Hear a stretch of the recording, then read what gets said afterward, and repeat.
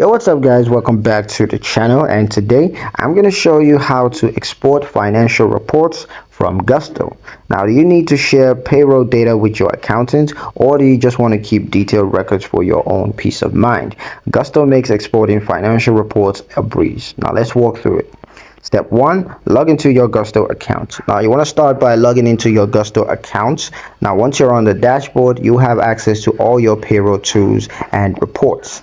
Step 2 is going to be to head to the report section. Now on the left hand menu, click on reports, because this is your go-to spot for all types of payroll and financial data. Step 3, choose the report that you need. Now browse the available options. Gusto offers a wide range of reports like payroll journals, cash requirements, tax liabilities, and more. So just select the one that fits your specific needs. Step 4, customize the report.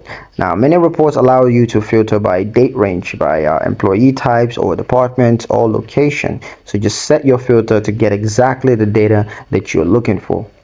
Step 5, export the report. Now once the report looks right, click the download or export button. It's usually available in Excel, CSV, or PDF formats. So just save it to your computer or share it with whoever needs it.